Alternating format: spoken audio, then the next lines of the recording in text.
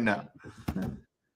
Hello and welcome to the Artificial Intelligence Revolution with Cody Willard, JDO, and Bryce Smith.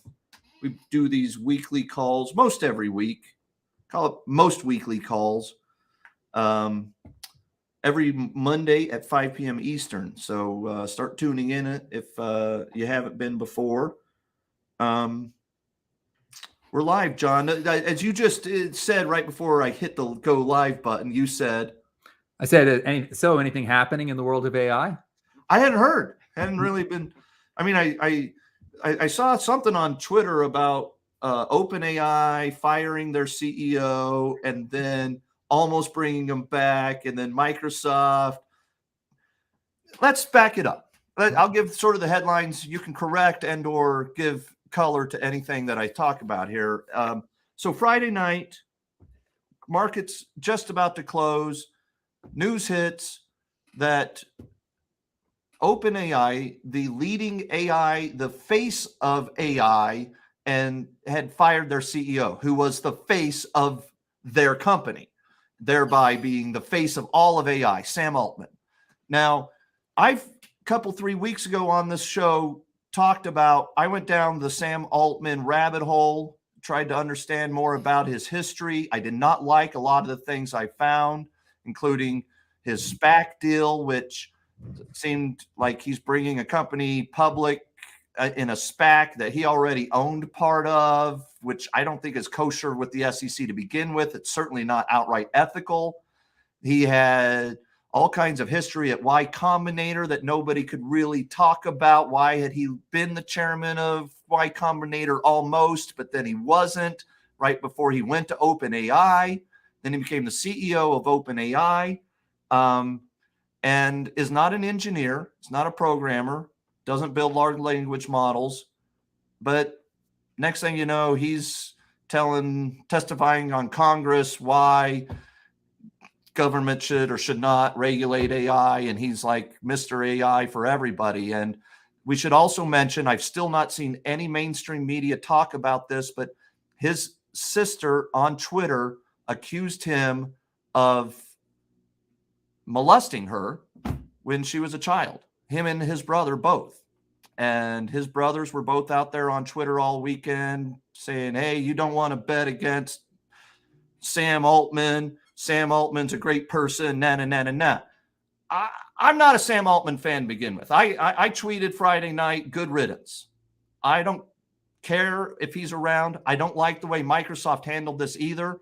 All of it feels nefarious in some manner, feels controlled, it feels manipulated, because by Sunday night, Sam Altman was back at OpenAI's headquarters. They were the board that had just fired him for lying. They said he was a liar. And then all of a sudden they're like, hey, maybe you should come back, run the company. And then Satya Nadella and Microsoft ride in to the rescue. And first of all, Microsoft antitrust problems should preclude them from having any control over OpenAI to begin with. But now apparently it's an open secret that Microsoft controls OpenAI. John, thoughts, comments, color. Well, it sounds like you covered it. What are your thoughts? You're not. I tweeted you last night. I texted you and Bryce last night on a chain and was like, yo, John, give us some color before the call. And your comment was you're not nearly as anti-Sam Altman as me. Yeah, I'm not. I don't know about his what he's doing with a SPAC, or I don't care much. Maybe I guess I come in from a different angle where it's like what I'm looking for is more like, how is it going to affect AGI? How's it going to affect AI business? That kind of stuff. And how has he affected those things so far? What's his kind of track record? Aside from a bunch of deals he's trying to do, raise money in the Middle East to go start a new NVIDIA competitor or something. He's all over the place doing all kinds of things. When you talk about, what is it questionable ethics? I thought, I know that you used to support this. There was this guy who wanted to start a thing like YouTube, except that it would take everything that doesn't matter if it's copyrighted material. It's just well, that's what YouTube did. YouTube literally was like, put on any commercial copyrighted content on our platform, and we'll ask for permission someday. And for the first 2 or 3 years, it was rampant that they had illegally uploaded content everywhere on YouTube. And that guy you're talking about was me. And I was like, say it was you. I don't want to. If there's content that's illegally uploaded right now on it, let's at least organize it so that the people who own that content could find it. And one other thing I was remiss in saying about his ethics is he stole OpenAI from Elon Musk. Elon funded $40 million, all of the first investment into OpenAI. Elon helped found the company. As long as the whole reason it's OpenAI is because it was supposed to be open source and not for profit. And this guy, Sam Altman, came along one day and was like, you know what? See ya. We're going to take $1 billion from Microsoft later, Elon. So yeah, I have questionable ethics about. I have questions about his ethics. I don't know about the whether the 40. Whenever I hear Elon interviewed on it, he doesn't say I gave $40 million. That's what gets said in the beginning about what did happen. And then in his answer, he's kind of seems like he's skirting around whether his money stayed there or whatever. I don't know. But what you're saying is that you're good with stealing copyrighted stuff because somebody else was doing it. No, I didn't steal anything. I organized it for the people who were having it stolen. Organized it online? You didn't do it at all. And you wanted to know, if you were NBC and you wanted to know where your stolen content was on YouTube, you couldn't find it. So I started a company that was going to find all of the copyrighted content on YouTube, and then the companies that owned it could go and get it removed. And so that in the meantime, though, people could watch it on your site. It was on YouTube. It was all on YouTube. I didn't host. Would click through to YouTube to go. So it's organized so that if people, so it would both help those companies. So you were really only giving that link to those copyright owners. How are we discussing something that from 15 years ago that has nothing to do with artificial intelligence? Well, we're talking about innovation and how the way that it happens is it seems to skirt on the edges of what others might call, what's ethical or not. It's like, but if someone invests $40 million into your company on the premise that it will be not for profit and that it will be open source, and within a year and a half or 2 years, you took his money, and then within a year and a half and 2 years, you're like, you know what? We're going to close source it, and we're going to become for profit. Yeah, I know. We're not giving him anything for his $40 million or his equity stake. I have a hard time seeing Elon as a victim. Like, like something happened to him, and he's like, "Oh, they did this to me." I don't know exactly how it went down, but I just have a hard time seeing that that's how it went down. Back to this story. No, my point was about all of it was that, I could think of Sam Altman as being, as I mentioned last night, we were texting, being like a robber baron, but I could say that about, Bill Gates, I could say that, but going back about the original, he's closer to the original robber barons, where it's like, I'm got this idea about what I'm going to make happen, and I'm going to just do whatever I can, and we'll see if I end up in jail. I don't think he's trying to aim to go to jail, but I mean, I think they're being as quote, creative as they can about how they're going to go make things happen. But my concern is more about, are you helping or hurting the world of AI business? I think on that, John, too, even what's happened this weekend is even more than just Sam Altman, because now it's morphed into the entire staff at OpenAI, like 700 employees now, I think, have signed a letter stating that they will resign from the company and go to Microsoft or somewhere else unless the current board vacates their positions. And so in terms of even the technology, the going concern of OpenAI, all of us who are using it daily, the people like your company that have integrated it into their websites, like there is real implications now for the technology itself because of this. I think no other words to call it, but shenanigans between the board and Sam Altman and Microsoft doing all this. Yeah. So, who signed that letter? Including Ilya, the chief technology guy who Elon had personally recruited from Google, just thereby destroying his friendship with Larry Page in order to get Ilya over to OpenAI, and Ilya is the one who was instrumental in making the board vote to call Sam Altman a liar and kick him out of the company. Which Ilya already regrets. What is that? What? Yeah, What? he's tweeted that he regrets it. And no, well, I think he had an Oppenheimer moment. He thought that he was like the creator of all AI that would destroy the world, and that he had to do something about it. And that's a little bit kind of hubris, really, to think that you did this when you've got 700 people there, many of whom are very smart and had a lot to do with what was created. They say, oh, Ilya created this. No, he was definitely involved. He was definitely started it off, but he didn't go do this by himself. And yet it's like an Oppenheimer thing, go and feel like you did this, therefore you have to step in and stop everything. And I heard somebody describe it as, he's not got the people skills, so he's thinking of it like, oh, that's okay, we'll just sub out this CEO and sub in another one. It's like changing out parts. And it's like, no, it doesn't work like that. You literally just destroyed the company. So, and he's feeling bad about it now. To me, none of it rings true. If Ilya today is out there saying he regrets it, first of all, that tweet he wrote, an attorney wrote that. That was not his own words. That sounded like attorney speak, covering his ass. And second of all, to me, it feels like the whole thing was set up from the beginning. I don't believe that the way it all went down by last night and this morning, when Microsoft was suddenly the white knight riding in and saving the day on all of this, I think Microsoft asked Ilya to do it from the beginning. My working theory at this moment is that this was all Satya Nadella's, the CEO of Microsoft, was playing fifth level chess, and he was like, hey, you guys fire Sam, and then Greg, you leave, and then we'll have this whole drama, and then nothing happened.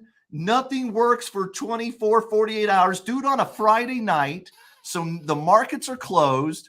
And then by Monday morning, Microsoft stock will be up 2% because we're now the greatest AI company ever. And we subverted the regulations that would otherwise preclude us from being able to acquire the leading AI company because it would be completely antitrust illegal.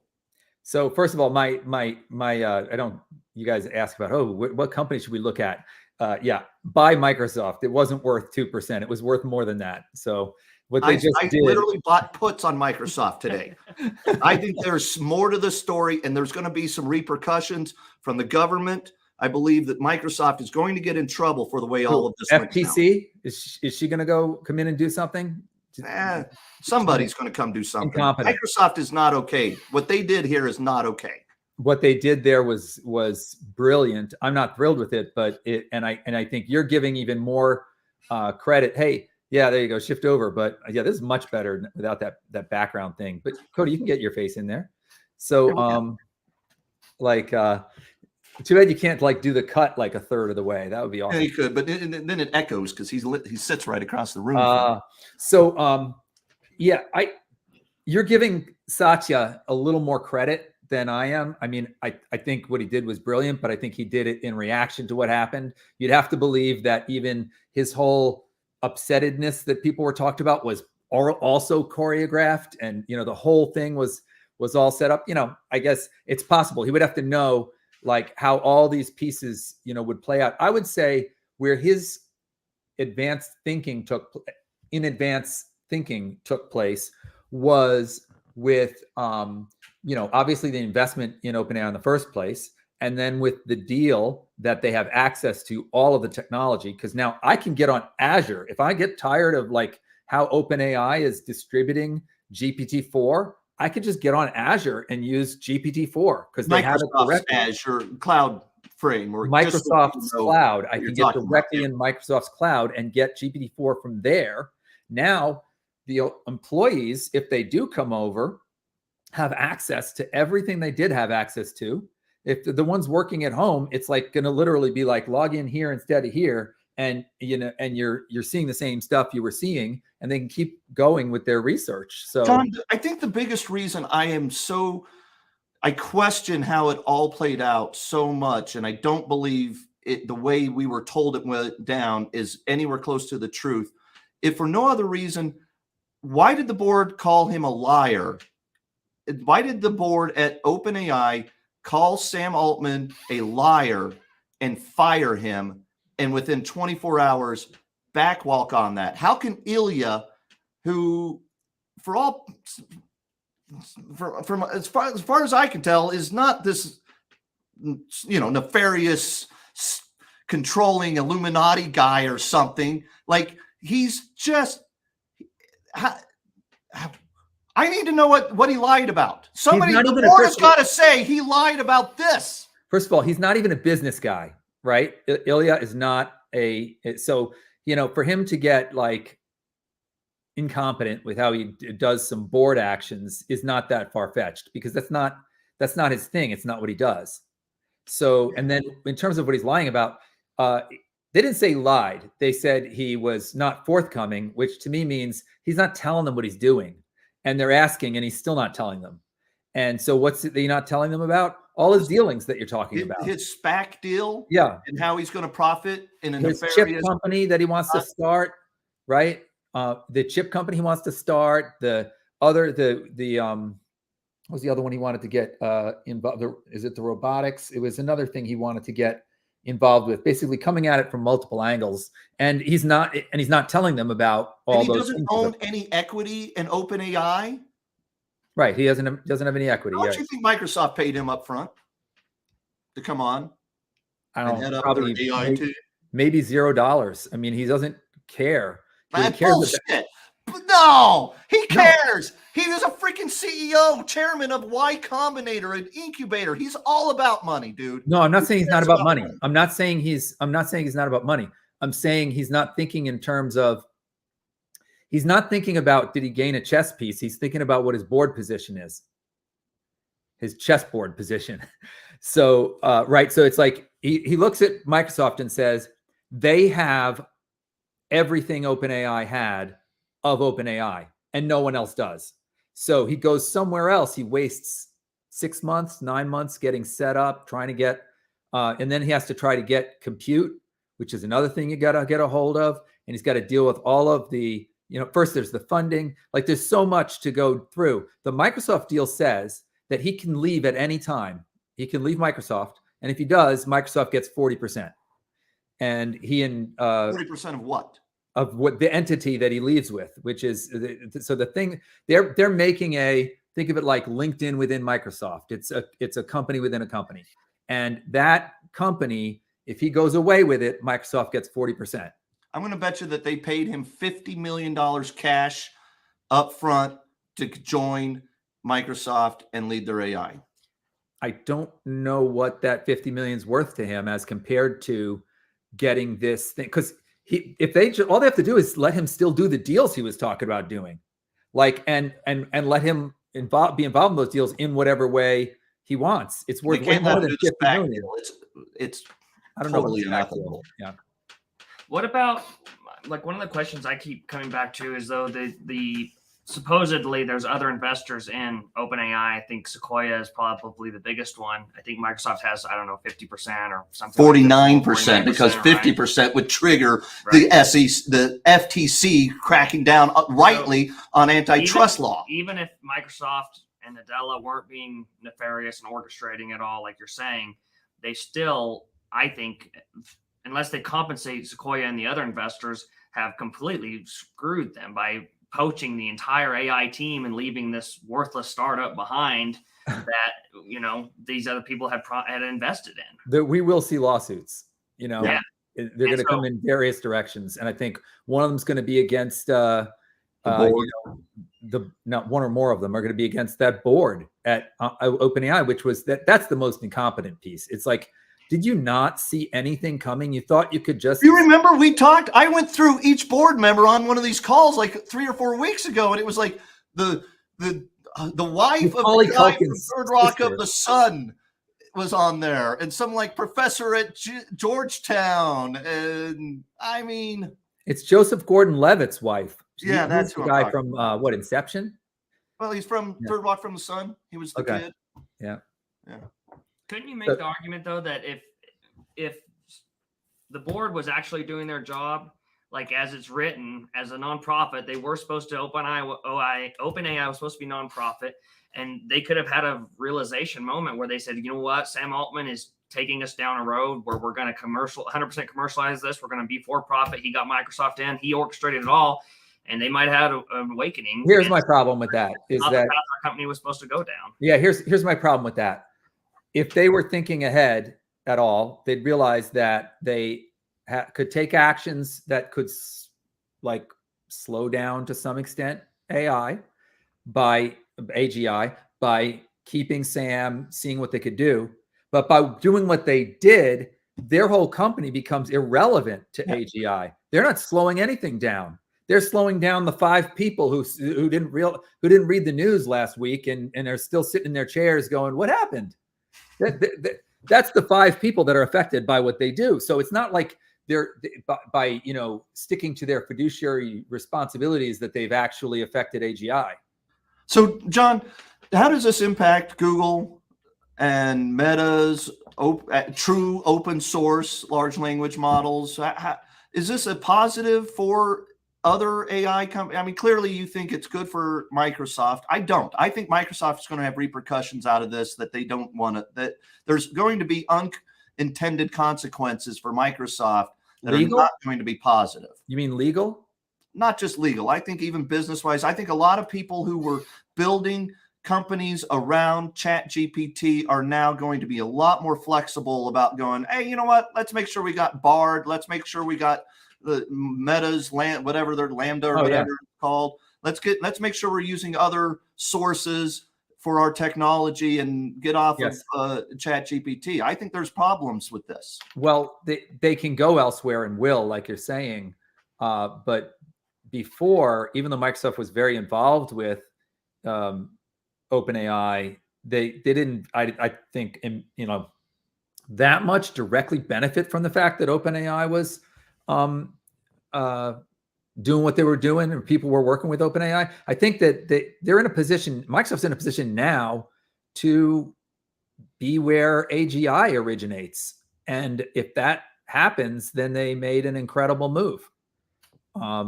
So that it's dice worth rolling, and I'm not like talking about whether it's like ethically good or whatever. No, I know. Yeah. I mean, and it is. It in many ways, this stuff just ends up being what it is. This is how it's played out, and there's probably going to not be many legal repercussions. I mean, come on, like the government sues Microsoft for something every other week, and they never win. It's not like I have any faith that the FTC is ever going to win a case in antitrust against a technology company. Mm-hmm. Can we just eliminate the antitrust laws already? I've been saying this for 15, 20 years now. Like, if we're not going to enforce and or win any antitrust laws, let's just eliminate them. Yeah. You're going to get artificial intelligence to write the new antitrust laws. Mm-hmm. John, what about, all of this news about so many companies, including Sam Altman, apparently trying to figure out ways to not have to buy NVIDIA chips? Is this going to be an ever more possible thing? Is the lead that NVIDIA has with their H100 AI chips being so far advanced, and with the CUDA software enabling engineers to be able to write so well, so quickly using those H100 chips? Meanwhile, Sam Altman, Intel, Microsoft, Google, Meta, everybody is trying to figure out how to make chips that can do what the H100 does. I mean, it appears to be just one of the real bottlenecks. And there's this acceptance that if you want to be one of the big boys with the models that you're making, you're going to need tens of thousands of those chips. And there's such a, kind of backlog of orders for them that, you know, if you're not in that line, you're going to be falling behind to whoever is getting them. So it's like, okay, we better find another, you know, another source for this. It's like running out of lithium. If you're Tesla, you know, it's like, you better figure out what you're going to do elsewise.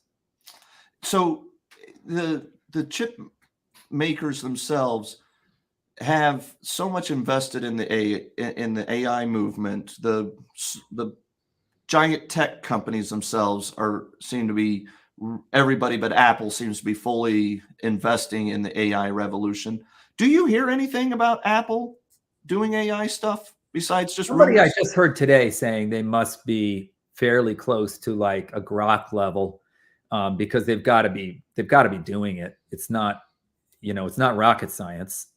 Ask him your question about the ability to switch lock-in costs. Yeah, so like I was thinking through this OpenAI deal, and if people are concerned now that OpenAI and won't be around potentially by the end of the week if all the employees were to quit or something, like companies like yours and other companies that have built the APIs into their system, like what is it going to take if you had to make that switch? How hard would that be? And you've talked before about the ease of using these large language models. It's partly because you're dealing with them in English most of the time. So is it easy to, are there low switching costs? Very little? Yeah, there's low and medium. Really low is, like I said, Azure, because if you can use their API, it is the OpenAI API. You're just getting it from Microsoft instead. They have access to GPT-4, and they, you know, they'll sell it to you. So that's the first step. And if you're going to go on to somebody else, I was talking, was it last week, the week before, about how you just got to understand that basically these APIs, you're dealing in English. They used to be in, you know, C++ or Java or whatever, you know, programming to go and use APIs. Like, you still, if you're using APIs, you are programming, but the language inside of it is English. So English translates to another model by using English. So that's the medium. Bryce was also asking earlier about how Elon was able to turn on Grok and X.AI within months. 6 months. Yeah, 6 months, call it. So why, like, is it going to be really easy to create your own large language model if you had the capital? Is capital the only constraint? No. Well, you also need, I guess if you're going to throw in with capital, and you say, if you have the money, you can hire the people, because there's not an endless number of Andrej Karpathys, you know, going around.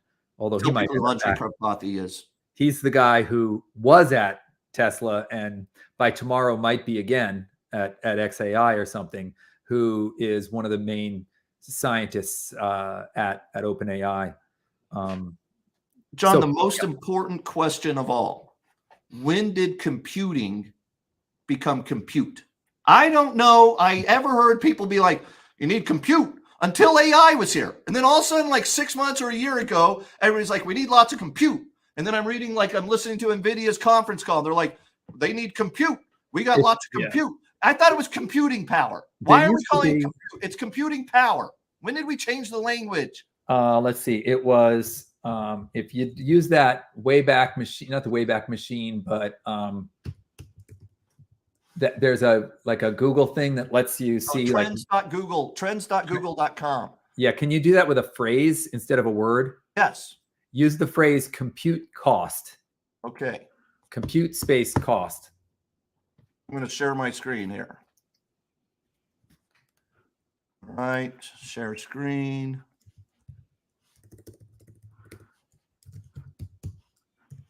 There you go, John. No, that's not it, man. That's over like last month, though. Oh, that's the last month? Yeah, you're right. Here we go. We're looking for past 5 years. Oh, no, John, that's not it. How about just compute? Compute costs. No, it's compute costs. Yeah. No. Just the word compute. Watch. I guarantee the word compute explodes. What? I don't know, man. It seems like, why did you use the word compute instead of computing power? Why 10 years ago you just would have said computing power? It makes it more of, well, that they both kind of are, but it makes it more of a like a mass noun, like sugar, where you could just how much of it there is as opposed to more of a counted thing. Okay. So Okay.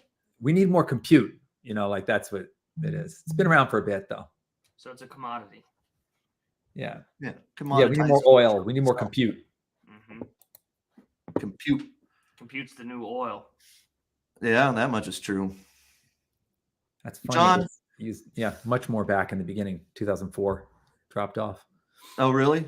Yeah. So you've used the word compute before. I mean, I've used the word compute, like I'm going to compute these figures. I think it basically came along with cloud computing. That's when they started saying it. Okay. I will tell you, I was, when I was on Fox and even a few years after, I didn't listen to conference calls like I do again, right? Or read the transcripts like I do for NVIDIA most quarters and things. But it certainly is now like everywhere. Everyone's like compute. This is compute. No. John, last words. Go ahead. Cody struggles with new words. That's all I was going to say. Hey, Bryce, we did a good job last week when you were doing this. And Bryce told me that you said it was the best AI call ever last week when I wasn't here. I mean, did you watch it? It's like no, I didn't watch that crap. I got things to do. You might learn something. John, last words, last comments. What do you want to? I just thought it was like whatever you're for or against or whatever, and it makes you mad. It was an incredible roller coaster. It's absolutely a Netflix movie. What happened over the weekend? It's like instead of the social network, it's the neural network, is what I'm hearing. But it had so many memes born out of it. I was following it all along, like with the popcorn. Can you imagine what the traffic on X was this weekend? I mean, I read X most every day. It's the only social media I consume.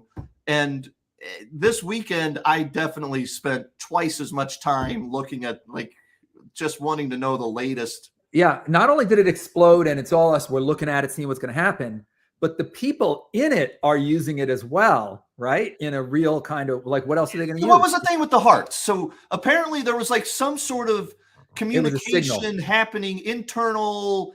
Yes. Again, where I believe I don't believe anything I'm reading because people were saying stuff to each other through hearts. And apparently it meant something more than just, I like your tweet.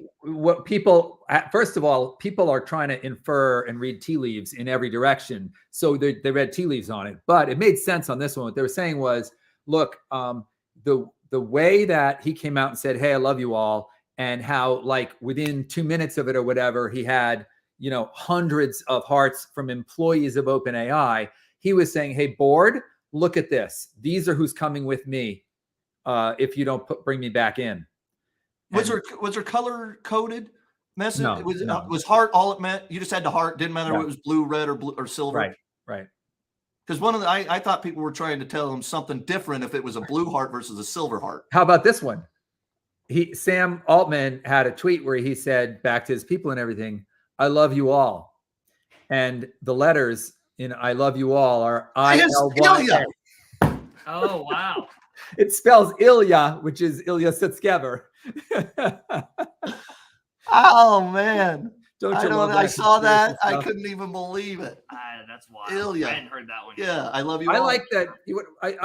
I like that. And you could say whatever about was it all choreographed, but Ilya comes out and says, hey, I wish it didn't come down like this and so forth. And I don't believe your thing because they did not mess with everybody's life in this way on purpose. It was a cluster from the beginning.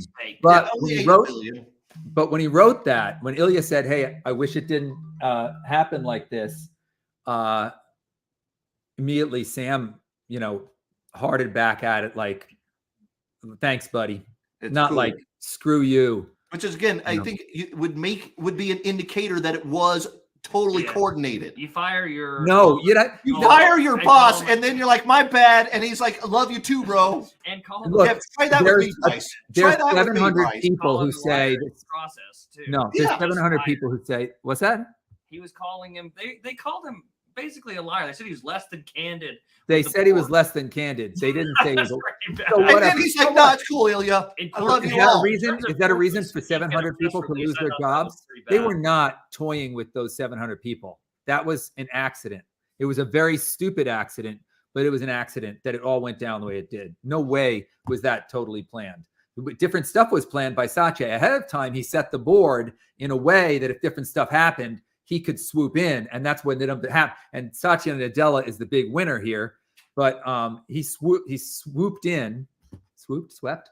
Yeah. Anyway, I don't know. Swept is sweep, so I think swooped. I think Okay. it's good.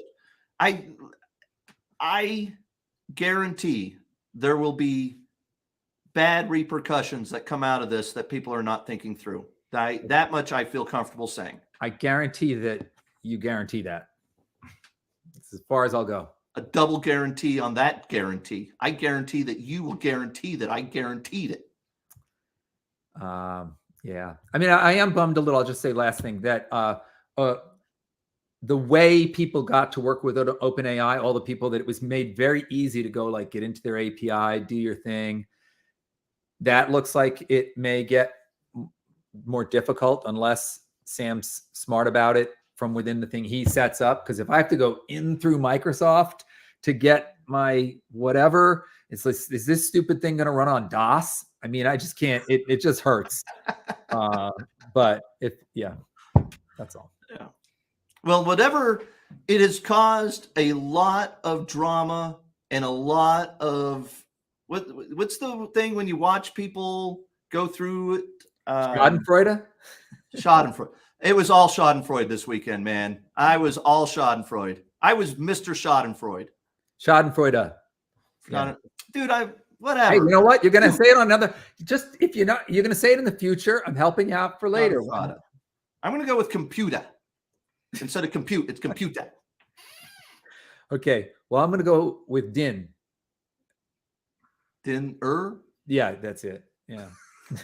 So compute. Hey, John, I appreciate your time as always with this stuff. I appreciate you tolerating my conspiracy theory today. I appreciate you tolerating me as well. I'm giving you a hard time on purpose.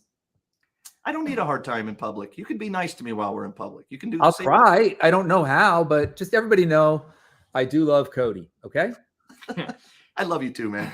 Okay. Been a good friend to me for many years. I won't be here next week because I accepted jobs at Microsoft and Salesforce because I'm a senior engineer on the OpenAI team. You can have both jobs at the same time, so can't I you? have accepted those positions. And Yeah. I'll be gone next week. Good move, Bryce. Yeah. Yeah, smart. Yeah. Wait, will this work? Doesn't it? Like, That's I like a can't do it. purple. I Yeah, don't know look, what yeah. that Oh, I don't know. Your setting's not on. All right. Peace and love, everybody. See ya. I think it does something else for that. Yeah. Peace and love. See you guys next week. Later. That's artificial intelligence. Amazing. Amazing. Bye, Johnny. See ya. Thanks for watching, people.